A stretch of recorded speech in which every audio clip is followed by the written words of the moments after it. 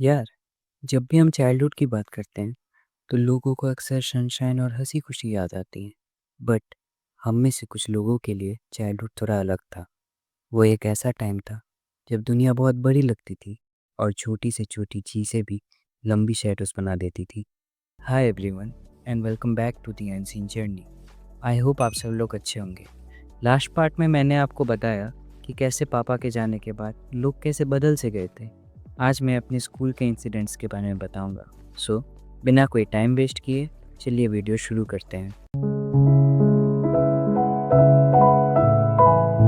मेरी कहानी शुरू होती है जब मैं नर्सरी में था। बस एक छोटा सा बच्चा जिसे अभी दुनिया समझने भी नहीं आई थी। वो दुनिया की क्रुएलिटीज़ को क्या ही समझता। हर सुबह मेरी मम्मी मुझे स्कूल वैन तक छोड़ने जाती थी और हर सुबह मैं उनसे यही रिक्वेस्ट करता था कि मम्मी प्लीज़ आज मुझे स्कूल मत भेजो। मैं रोता था लेकिन फिर भी स्कूल जाना तो पक्का था। एंड रीज़न ये नहीं था कि मेरा होमवर्क कंप्लीट नहीं था। वो असल में वैन थी। स्पेशली उस वैन में बैठे बड़े लड़के। वो सीनियर्स थे और उस छोटी सी क्राउडेड स्पेस में उनका राज चलता था। मेरी सीट हमेशा खतरे में रहती थी और अगर वैन फुल हो जाती तो वो लोग मुझे धक्का दे के हटा देते। पर मैं छोटा होने की वजह से कुछ कर भी नहीं पाता था। कभी कभी मैं ट्राई करता था फाइट बैक करने की, बट तभी ड्राइवर अंकल हमेशा बीच में आ जाते थे लड़ाई रुकवाने के लिए। उनके लिए ये बस एक डेली गेम था और मेरे लिए ये डेली ह्यूमिलेशन। लेकिन तब भी ये असल ट्रॉमा नहीं था, अभी तक तो नहीं। असल कहानी अब शुरू होती है। रोज़ की तरह मैं अपनी सीट में बैठा हुआ था और प्रे करता कि आज वो सीनियर्स एब्सेंट हो जाए, लेकिन ऐसा नहीं होता।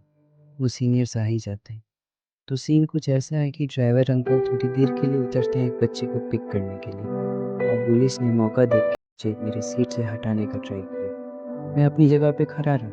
मैं फाइट करने के लिए गया था लेकिन वो मुझसे ज़्यादा स्ट्रॉन्ग था। मुझे याद है, उनमें से एक थोड़ी सॉफ्ट आवाज़ में बोला छोड़ दो यार, कंप्लेन कर देगा ये। एक पल के लिए एक छोटी सी होप मेरे अंदर आई कि शायद वो मुझे अकेला छोड़ देंगे इस बार। लेकिन फिर उनके लीडर ने कुछ ऐसा कहा जिसने उस फ्रेजाइल होप को भी हज़ारों टुकड़ों में तोड़ दिया। उसने कहा कि भाई, ये ज़्यादा से ज़्यादा अपनी मम्मी को बोलेगा और इसकी मम्मी क्या ही कर लेगी। और ये बात सुन के एक पल के लिए लगा कि जैसे किसी ने मेरे अंदर एक गहरी चोट दे दी हो। मैं अपनी मम्मी को बता भी नहीं सकता था, इन्होंने पहले ही बहुत कुछ खोया था। उसके बाद हर दिन मैं स्कूल जाता, अपने आंसू छुपाए हुए। मेरा दर्द एक सीक्रेट बोझ था जो मैं अकेले कैरी करता था और उस सीक्रेट की लोनलीनेस बहुत ज़्यादा थी। फिर एक दिन एक छोटा सा मिरेकल हुआ। ड्राइवर अंकल ने एक और वैन खरीदी। सडनली हम छोटे बच्चे जिसमें थे वो एक वैन में जाते थे और सीनियर्स दूसरे में। वैन में होने वाले डेली टॉर्चर्स फाइनली रुक गए थे। ये एक बहुत बड़ी रिलीफ थी। डर से घिरे बचपन में एक छोटी सी सांस। लेकिन वैन से पुलिस के चले जाने के बाद भी स्कूल अवॉइड करने की इच्छा बनी रही। पहला रीज़न शायद चला गया था, बट उस ट्रॉमा की कुंज, हेल्पलेसनेस की फीलिंग और सोशल सिचुएशन का वो इंग्रेन डर, वो सब रह गया। वो इंसिडेंट, वो सिंगल क्रूअल लाइन मेरे छोटे से दिमाग में इतनी गहराई से उतर गई थी कि उसने एक सेंस बना दिया कि मैं अलग हूँ, वल्नरेबल हूँ और सबसे सेफ तब हूँ जब दिखाई ना दो।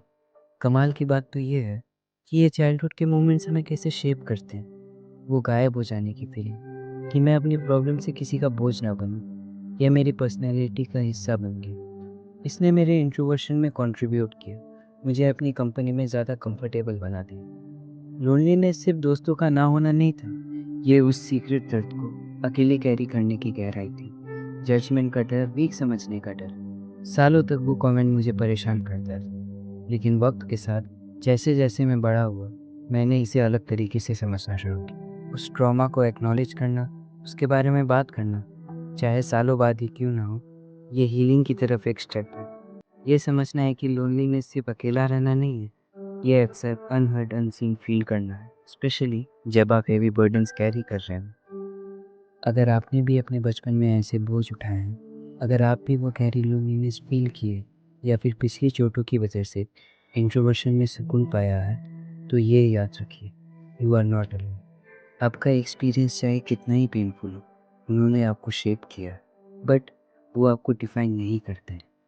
हीलिंग एक जर्नी है और कभी कभी एक पहला स्टेप बस अपनी स्टोरी शेयर करना होता है, चाहे वो खुद से ही क्यों ना हो। आई होप आप सबको वीडियो अच्छी लगी होगी। अगली वीडियो में हम बात करेंगे मेरे स्कूल के इंसिडेंट्स के बारे में।